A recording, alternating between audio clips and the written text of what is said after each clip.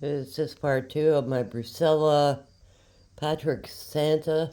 My grandson was over for a couple days, so I didn't get much of that done. So I've been kind of jumping all over the place. I'm putting the foot on here and the foot on here. And then I got all my pieces over here, which were just a lot easier to do when I had him. So I got all the pieces that I have to continue to sew and to sequin. This is the doll. And that so far is where I'm at. I have not tied that down or that down.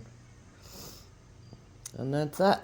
Bucilla Patchwork Stocking Part 2.